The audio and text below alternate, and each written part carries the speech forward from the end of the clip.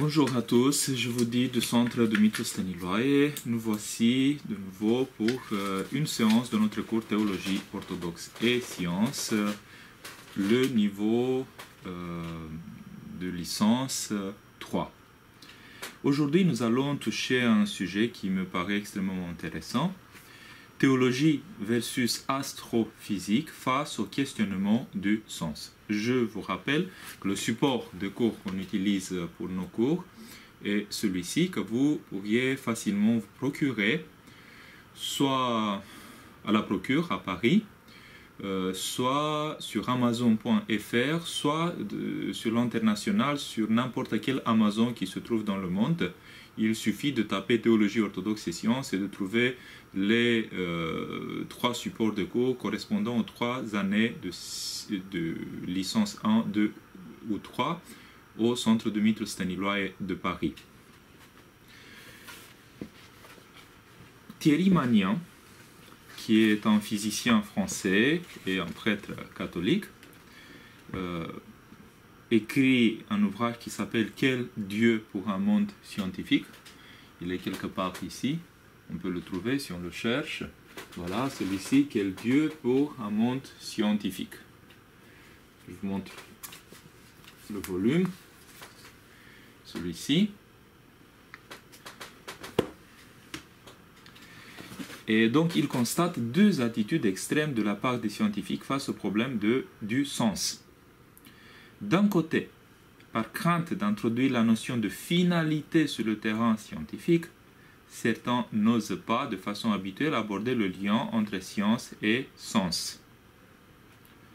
Nous observons pourtant aujourd'hui les signes d'un dépassement de cette méfiance propre au scientisme, qui est une idéologie, et bien présente dans la modernité, dans la nouvelle façon de concevoir l'investigation scientifique suite à l'émergence de la nouvelle physique.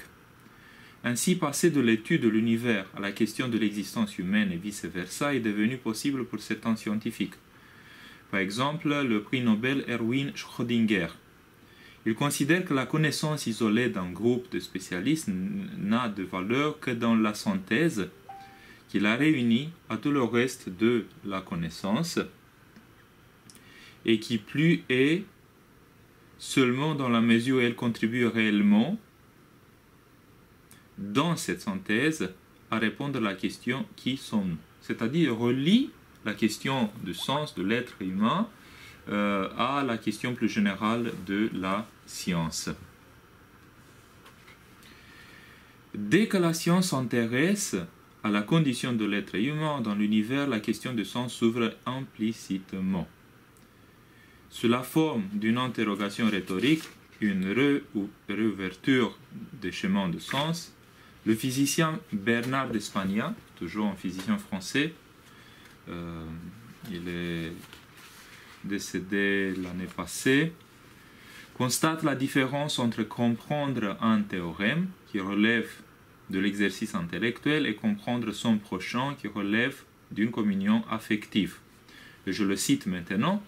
Lorsqu'on évoque en termes généraux la question du sens, le sens dont il s'agit paraît à première vue n'avoir guère de rapport avec la compréhension d'un théorème. Autrement dit, il semble assez clair que quand on cherche le sens de l'existence, c'est plutôt du côté de la seconde acceptation qu'il faut se tourner.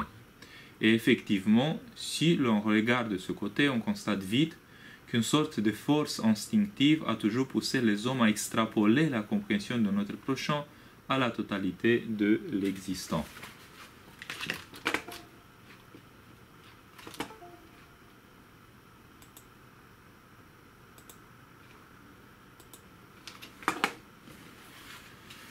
D'Eparnia, dans ce contexte, fait référence au sentiment inné du sens qui se dégage de la vie courante, illustré par exemple par le souci des parents pour leurs enfants, et souligne qu'on peut procéder à une sorte d'extrapolation du prochain, c'est-à-dire de relatif, du biologique à l'absolu, et que la trame de cette intuition se retrouve, dit-il, dans l'immense résonance philosophique du mot biblique « Je suis celui qui suit ». Voilà une référence biblique chez un grand physicien que j'ai rencontré il y a quelques années lors d'une de ses conférences à Paris, peut-être parmi les dernières conférences, Je l'ai croisé, bon, on a échangé un petit mot.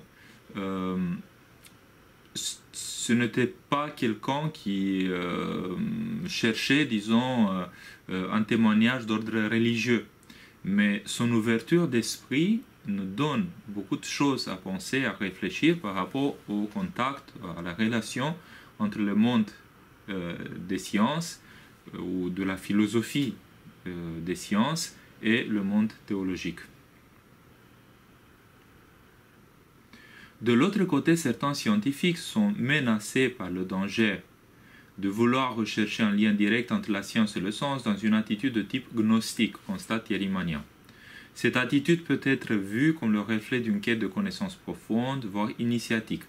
Mais au lieu de faire appel à la théologie tout simplement parce que le Dieu des chrétiens demeure inconnu à beaucoup d'entre eux, elle constitue plutôt une démarche de prolongation de la réflexion scientifique par une réflexion d'ordre métaphysique et philosophique qui prend l'allure de démarche religieuse.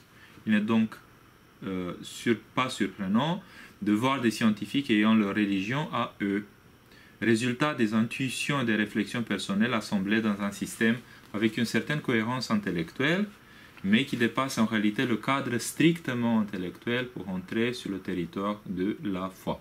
Donc, qu'est-ce qu'on dit ici? Tout simplement qu'il y a des scientifiques qui fabriquent une religion à eux, donc leur démarche, disons, d'interprétation d'ordre métaphysique, philosophique ou autre, de résultats scientifiques ou de leurs intuitions personnelles, font un système qui les mène parfois à imaginer en quelque sorte un Dieu à eux, qui n'est pas du tout en fait le Dieu de notre révélation chrétienne. Et donc eux, ils choisissent de parler parfois dans leur quête spirituelle, parce que c'est une quête spirituelle finalement, de la religion. Ils parlent même de science et religion, mais religion pour eux ne veut pas nécessairement dire la religion, une religion, disons, connue, assumée par un grand nombre de personnes, mais plutôt une sorte de pensée personnelle, philosophique, métaphysique, avec une tendance, j'ose dire même peut-être initiatique, mystique, mais qui reste la production de leur intelligence. Donc par rapport à ce genre de religion, le christianisme affirme justement la révélation, c'est-à-dire la révélation est au-delà des postulats humains, c'est une découverte que Dieu fait à l'homme.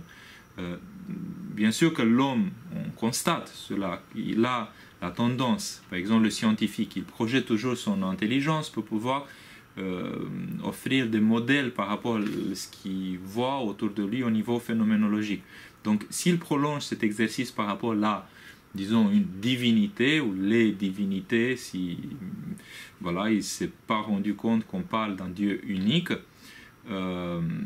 ou l'absence de divinité, si on parle par exemple de la Tao physique de Fritjof Capra, Tao est plutôt un système, n'est pas une religion qui a une divinité au centre. Donc tout cela est très différent et fait appel, si vous voulez, à un Dieu fait ou proposé à l'image de l'homme, parce que c'est une projection humaine pour fabriquer Dieu. Donc finalement c'est un idole même un peu construit à la scientifique, si on peut dire, mais quand même un idole, c'est-à-dire une production humaine. Donc il faut bien comprendre que les chrétiens ne sont pas idolâtres, c'est-à-dire le christianisme n'est pas pour nous le résultat des postulats humains, des intuitions qui fabriquent selon notre image Dieu. Mais au contraire, dans la Genèse, on constate bien que Dieu fait l'homme à son image et sa ressemblance. Donc l'homme est à l'image de Dieu, l'homme copie Dieu, l'homme est l'icône de Dieu, donc la découverte de Dieu véritable, voir Dieu tel qu'il est, comme dit la Shimandri Sophronie Sakharov, est une exigence pour pouvoir avoir le vécu religieux. Une exigence qui finit avec l'imagination, qu'elle soit religieuse ou autre, pour pouvoir rencontrer véritablement celui qui est au-delà de nous et qui a une existence objective qui n'est pas construite par la projection humaine, intellectuelle. Par rapport à ces deux attitudes extrêmes, nous nous proposons ce qui suit de traiter de la question du sens sur le terrain de la philosophie de la science et de la théologie. Nous allons montrer qu'une réflexion correcte, c'est-à-dire profitable intellectuellement et spirituellement, nous est désormais possible une fois bien située dans le respect des exigences propres à chacune des voies de connaissance. En premier sous-chapitre, rationalité et intelligibilité dans l'univers. Il faut que je vous montre deux ouvrages qui sont extrêmement intéressants. Je fais toujours appel à Johnston, qui vit ici en France. Notre existence a-t-elle un sens? Une enquête scientifique et philosophique. Johnston est l'auteur qui regroupe voilà, ce genre d'ouvrage. Voilà, il m'a confié aussi un petit autographe de sa part. Je me sens reconnaissant par rapport à sa démarche, à sa façon de m'encourager dans les questions de science et religion. Et dans cet ouvrage, lui, il accueille beaucoup de personnes qui parlent, et donc il synthétise beaucoup de propos pour donner un ouvrage qui me semble être un ouvrage de référence pour l'ouverture à ce domaine fascinant de la relation entre la science et la religion. Peut-être l'ouvrage le plus important qui se trouve ici en France. Un autre ouvrage, toujours fait par Johnston, cette fois-ci un recueil de propos des grands scientifiques, donc il n'y a pas de synthèse ici, c'est tout simplement chacun vient avec son article. Et donc on trouve par exemple Bernard d'Espagna, une réouverture des chemins de sens. Le premier article, voilà, Johnston, science et quête de sens. Pour vous dire un tout petit peu où on est à l'heure actuelle. Donc le sous-chapitre rationalité et intelligibilité dans l'univers. La confiance dans le fait que le monde est rationnel constitue un des fondements de la démarche scientifique. La possibilité d'étudier la réalité phénoménale et plus encore le fait que cette rationalité se révèle accessible à l'homme et donc compatible avec la structure de notre pensée, nous permet de parler du monde non pas uniquement en termes de rationalité, mais aussi d'intelligibilité. La chose la plus incompréhensible du monde, disait Einstein, c'est que le monde soit compréhensible. C'est une affirmation issue de la recherche scientifique. Pour nous, en tant que chrétiens, peut-être la chose la plus compréhensible du monde, c'est que le monde soit compréhensible. Pourquoi? Parce que si nous avons affaire avec un Dieu qui se découvre à l'être humain, il se découvre aussi à travers l'œuvre qu'il nous a mis autour de nous, qui est sa création. Donc il nous parle par sa création. Donc sa création est un langage et en même temps un discours envers nous. Un discours à travers les raisons qui le structurent profondément et à travers tout le mouvement autour de nous qui nous dévoile la pensée de Dieu, l'intention, la bonne intention de Dieu pour que tout soit accompli en lui.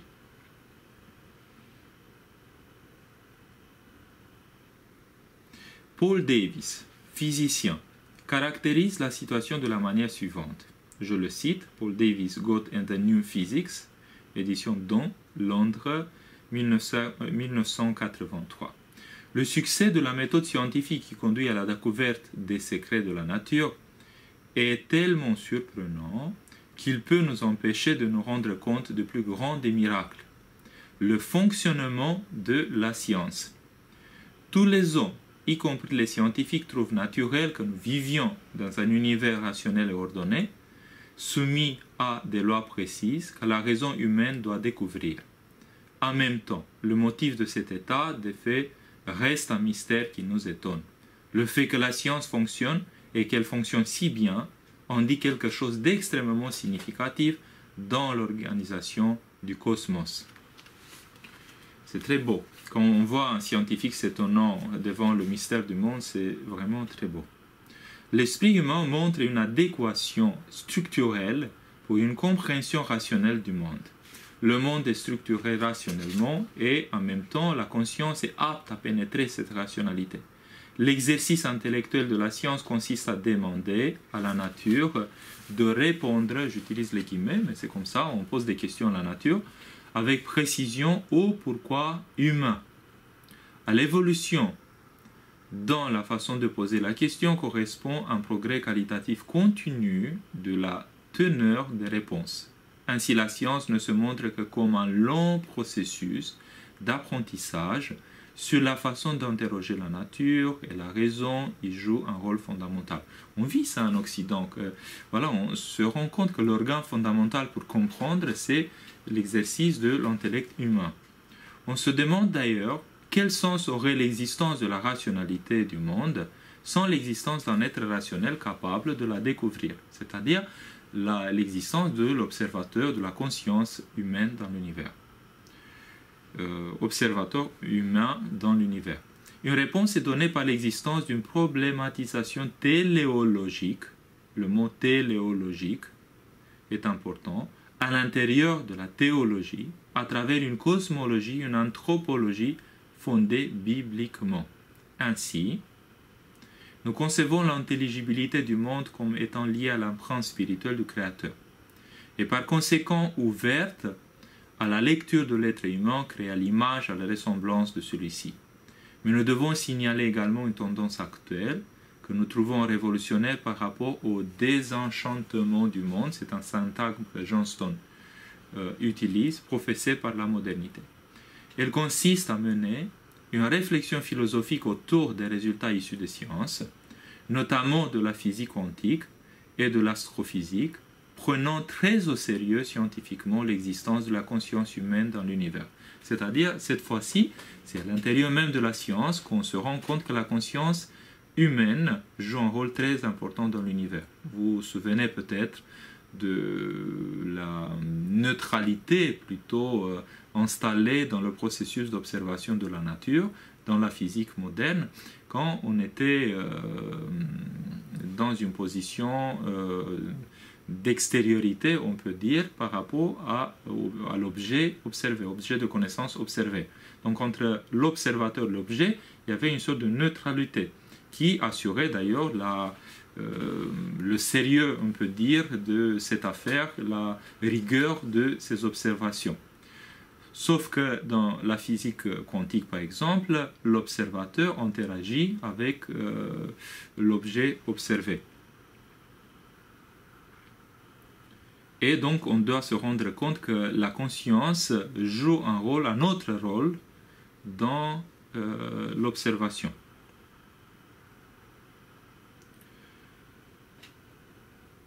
Ainsi, et c'est presque une exigence aujourd'hui pour elle, la physique doit devenir consciente de l'appartenance de l'observateur humain à l'univers qu'elle décrit s'il veut marcher sur la voie de la complétude tant désirée. Vous connaissez très bien qu'on cherche toujours une théorie du tout, voilà, pour unifier les théories différentes au niveau différent de l'observation. Il est évident que l'intelligibilité du monde se dévoile selon la grille de lecture qu'on lui propose. D'une part, la lecture scientifique la démontre surtout au niveau phénoménologique. L'intelligible, ainsi découvert, qui a adopté les mathématiques comme principal support logique pour le développement de son savoir, montre aujourd'hui le dépassement de leur orientation formaliste. Les mathématiques semblent pouvoir constituer véritablement un langage à travers lequel la nature se dévoile à la lecture humaine. La nature permet à l'homme ce genre d'opérations mathématiques qu'on appelle calculables. Elles ne sont pas donc si abstraites qu'elles pourraient paraître dans le sens d'une indépendance absolue par rapport au monde. La nouvelle physique profondément mathématisée révèle désormais une structure complexe de la nature, que l'on peut configurer sur plusieurs niveaux, dont la compréhension présuppose des sauts aussi bien au niveau de la logique que des lois, chaque niveau adressant à l'homme son intelligibilité. Mais oui, c'est tout simplement si on regarde au niveau de l'infiniment grand, il y a des lois bien spécifiques, mais les lois montrent l'intelligibilité. Si on regarde à l'échelle de l'homme, Il y a par exemple la physique de Newton qui fonctionne très bien, mais il y a une sorte d'intelligibilité, voilà, une intelligibilité bien concrète qui se dévoile. Si on plonge dans l'intimité de la matière, il y a d'autres lois qui décrivent ce niveau par rapport aux lois du cosmos qu'on a développé justement pour décrire au niveau de l'échelle cosmique. Et de nouveau, ces lois montrent l'intelligibilité du microcosmos, une intelligibilité qui nous parle à nous, les êtres humains. Donc c'est très intéressant. N'importe où on jette les yeux, le monde se montre comme étant un monde intelligible. D'autre part, l'intelligibilité de la nature est à découvrir théologiquement. Ceci implique une grille de lecture autre que celle de la science, une lecture inspirée par la réalité liturgique, qui est une réalité pneumatique, spiritualisée, aidée par la grâce divine. L'ascète chrétien s'ouvre à ce que Dieu lui découvre, au-delà de la capacité naturelle de son intelligence. L'intelligibilité du monde découverte ainsi n'est que le reflet d'une compréhension intelligible confiée par Dieu lui-même à l'homme comme une grâce, comme une révélation. Deuxième sous-chapitre. La question du sens entre le principe anthropique et la téléologie théologique.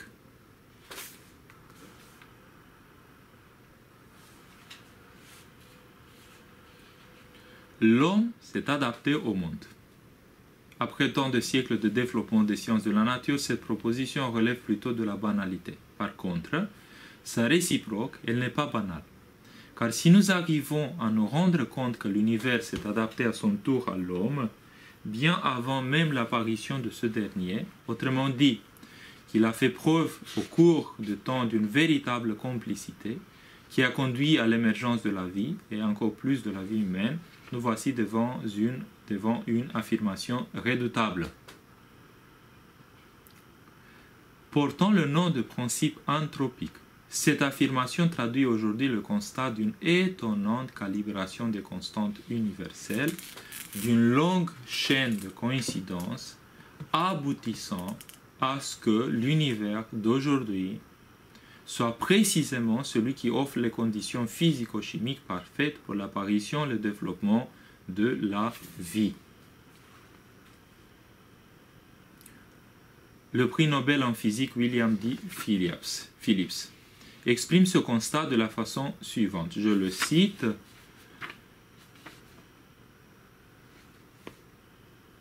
Ça vient du volume Science et quête de sens, justement que je vous ai montré tout à l'heure, édité en 2005.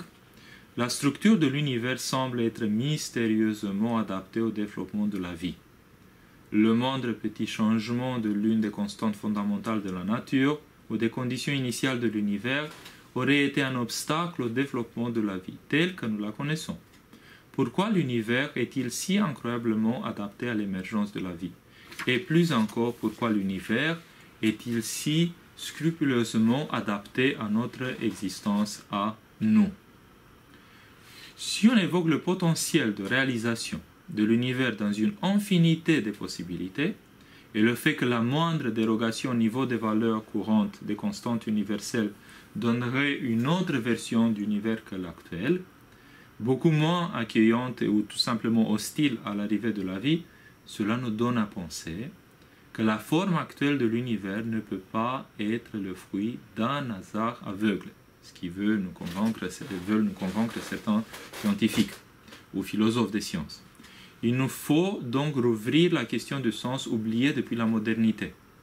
Pour s'exprimer en termes de probabilité mathématique, le fait que l'énorme chaîne de bonnes coïncidences, qui nous paraît plutôt une sorte de fine-tuning, une calibration, on peut dire, de toutes les valeurs favorisant la réalisation actuelle de l'univers, soit une seule possibilité parmi quasiment une infinité d'autres, a pour conséquence la probabilité quasi nulle de l'existence de cet univers. Et pourtant, c'est cette version de l'univers qui est apparue et non pas d'autres. Je pense qu'il faut qu'on remarque que le principe anthropique n'évoque pas uniquement l'apparition de la vie, ou même de la vie intelligente, mais surtout celle d'une conscience, d'un observateur, une conscience devant laquelle l'univers se laisse découvrir comme étant rationnel. Donc le principe anthropique nous parle de l'intelligibilité de l'univers devant des êtres capables à saisir cette intelligibilité, c'est-à-dire de reconnaître la rationalité et de la découvrir, d'entrer dans une relation intelligente avec l'univers. Encore plus, cette intelligibilité se révèle sur n'importe quelle échelle de magnitude, ce qu'on a évoqué tout à l'heure. Il y a plusieurs versions du principe anthropique. Anthropique vient d'anthropos, homme, ce qui signifie que l'univers mène vers l'homme, à l'homme. Les versions faibles, weak anthropic principle, et fortes, strong anthropic principle, de principes anthropiques, qui sont historiquement les premières formulations de principes, nous le devons à Brandon Carter. Il les a énoncés en 1974. Par exemple, ce que nous pouvons nous attendre à observer doit être compatible avec les conditions nécessaires à notre présence en tant qu'observateur. Position plus finaliste encore, le principe fort de Brandon Carter. Notre position dans l'univers est nécessairement privilégiée dans le sens où elle doit être compatible avec notre existence en qualité d'observateur. Le principe anthropique connaît beaucoup d'énoncés différents aujourd'hui. Je vous donne encore d'autres. L'univers, et donc les paramètres fondamentaux dont celui-ci dépend, doit être tel qu'il permette la naissance d'observateurs en son sein à un certain stade de son développement. Ou les éléments de l'univers constituent une totalité cohérente, toutes sont interdépendantes, dont le fondement peut être trouvé dans l'élément humain. Encore, il y a une description unifiée et cohérente de l'univers entier qui se base sur l'existence de l'observateur humain. De toute façon, tous ces énoncés soulignent en commun l'existence du facteur humain en tant qu'observateur de l'univers et le fait que l'univers ait dû produire à un certain stade de son évolution cet observateur. Il y en a d'autres, comme celui de Barrow, qui affirme simplement que l'univers doit contenir la vie, ou de Barrow et Tipler, qui fait l'observation que l'univers doit posséder des propriétés particulières qui permettent que la vie se développe à un certain stade de l'évolution de l'univers. Bon, n'entre pas dans des détails. Jacques Desmarais et Dominique Lambert expliquent les réticences de certains scientifiques par le refus de l'idée de finalité. C'est-à-dire, on refuse le principe anthropique parce que ça mène vers une perspective où Dieu entre de nouveau dans les hypothèses de travail, j'ose dire scientifique, au moins philosophique, de la philosophie de la science. Ce qui fait peur à certains scientifiques, ou pas peur peut-être, mais qui dérange certains scientifiques. Il y a de rejet. Donc, contrairement au principe de la physique conventionnelle, le principe anthropique ne constitue le sujet d'aucune réfutation expérimentale. Et c'est le signe sûr qu'il ne s'agit pas d'un principe scientifique. Un autre qui dit « offrir une satisfaction de type bouche-trou à notre curiosité devant des phénomènes pour lesquels nous n'avons pas encore obtenu d'explications scientifiques authentiques ». Mais il y en a d'autres qui sont pour le principe anthropique. Par exemple, l'observateur du Vatican, la personne de J.V. Coyne, pense qu'il est non seulement stimulant pour la recherche cosmologique, mais aussi un point de rencontre passionnant entre la théologie et la science, car le principe contribue à ce qu'il appelle la réintégration du facteur humain dans le champ de la physique. Je mentionne que le principe anthropique est autre chose que l'intelligent design. Je n'entre pas dans des détails. Nos étudiants peuvent lire un tout petit peu la littérature à propos de l'intelligent design pour se rendre compte eux-mêmes que ce n'est pas du tout la même chose.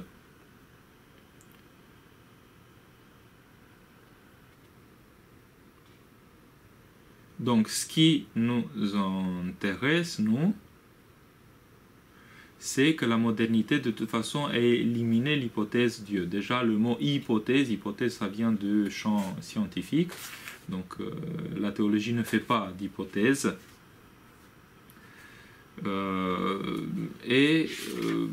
Pour certains, il s'agit d'un retour inconcevable en arrière une fois qu'on pose la question de sens et que ça peut mener dans la réflexion de certains à reconsidérer la position d'un créateur, de l'existence d'un créateur. Quand les scientifiques d'aujourd'hui s'émerveillent devant la beauté et la complexité de l'univers, y compris l'incroyable calibration à l'échelle cosmique de ses paramètres fondamentaux, il rejoint dans son registre de compétences doublé nécessairement d'une ouverture de son âme aux dons propres aux poètes et aux artistes. Ce que le psalmiste d'autrefois exprimait quand il s'exclamait « Les cieux racontent la gloire de Dieu et l'œuvre de ses mains, le firmament l'annonce ». C'est le psaume 18.1. La vraie téléologie théologique est donc loin d'une importation des questions de finalité dans la réflexion théologique. Elle est fondamentalement le cri doxologique provoqué par l'émerveillement issu de la grâce divine qui fait découvrir à l'homme l'artiste dans son œuvre, autrement dit le créateur dans sa création. Nous pensons donc que la réflexion téléologique d'ordre scientifique ne peut que stimuler la démarche téléologique d'ordre théologique, sans pourtant nous permettre de confondre les deux démarches entre lesquelles il y aura toujours une distinction structurelle. Aucune importation des arguments physiques en théologie ne pourra rendre ces dernières plus crédibles aux yeux de non-croyants et fabriquer en cela une sorte de téléologie théologique employée comme apologétique. L'intelligence spirituelle seule est capable de nous dévoiler les raisons spirituelles qui structurent le monde et qui montrent ainsi sa transparence envers son Créateur.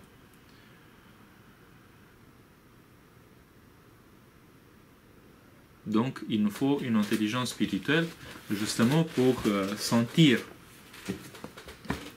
la création comme témoin d'une rationalité enchiffrée. Donc, pour finir, en fait, il y a deux manières, deux façons de s'approcher de l'univers côté intelligibilité. Il y a une façon scientifique, c'est-à-dire la science met en rapport de collaboration les compétences humaines justement pour découvrir la trace de la rationalité exprimée dans l'univers à travers des lois. On donne une image cohérente et intellectuelle des phénomènes dans l'univers, mais surtout on saisit le répétable, voilà, et tout ce qui peut être vérifié à travers des expérimentations. Ça, c'est d'un côté. Donc, le rationnel scientifique n'est qu'une projection humaine intellectuelle sur l'univers qui se dévoile et qui donne la possibilité à l'être humain de le décrire à travers des images intellectuelles, des théories, des modèles, voilà, et tout ça. De l'autre côté, la grâce divine agissant dans l'être humain lui donne la découverte du sens des choses qui se trouvent autour de lui, le mène, on peut dire, vers une lecture de cette réalité qui devient un peu une sorte d'échelle à travers laquelle l'homme monte dans la connaissance de Dieu. C'est comme vous avez un créateur, un artiste qui se dévoile petit à petit à travers son œuvre. Donc, à partir de la lecture de son œuvre, on découvre petit à petit les traces de caractère, on peut dire, de son créateur. Donc, la création est l'empreinte visible et qui nous parle du créateur qui se trouve derrière. Donc c'est pour cela que dans la théologie, on emploie le mot transparence de la création. Transparence, ça veut dire qu'on peut entrevoir la présence du créateur à travers ce qu'on découvre dans sa création. Donc on se rend bien compte que les deux façons de voir les choses sont distinctes en tant que compétences. Donc cette téléologie théologique, je disais tout à l'heure, est d'ordre doxologique, c'est-à-dire on s'étonne devant la beauté, on s'étonne à travers nos prières, à travers notre inspiration, à travers la poésie qu'on découvre, mais à travers aussi la rationalité qui se dévoile. Et donc, quel est le rapport entre ces découvertes intelligibles scientifiques et ces découvertes intelligibles théologiques? Mais le simple fait que les deux peuvent vivre, coexister chez la même personne humaine, c'est-à-dire l'homme a la capacité de porter les deux en même temps. Et l'inspiration divine peut se servir des éléments de connaissance strictement humaines, scientifiques, des images de réalité que la science fournit, justement pour saisir davantage cette présence de Dieu. Et donc, on appelle ça une synergie entre la démarche scientifique et la démarche théologique. Cette synergie est vécue comme une grâce, dans la mesure où on se sent inspiré d'utiliser des éléments de la science, de la philosophie, pour pouvoir découvrir davantage Dieu. Ce n'est pas obligatoire que tous les scientifiques sont celui-ci, mais il y a un tel chemin à découvrir pour par exemple, le scientifique croyant. Notre cours d'aujourd'hui est un peu plus court que des autres, donc on va s'arrêter ici. Donc n'hésitez pas à compléter avec vos lectures ce qu'on vient d'évoquer. Vous trouvez facilement sur Internet tout ce qui concerne le principe anthropique, et dans vos lectures théologiques, essayez de découvrir des auteurs qui mènent un rapport ensemble, on peut dire, des éléments issus de la philosophie des sciences avec le questionnement du sens pris dans cette vision d'ordre théologique et biblique. Je vous remercie de votre attention et je vous donne rendez-vous à la prochaine séance de notre cours Théologie orthodoxe et sciences au sein du Centre Dumitru Stăniloae à Paris. Au revoir à tous.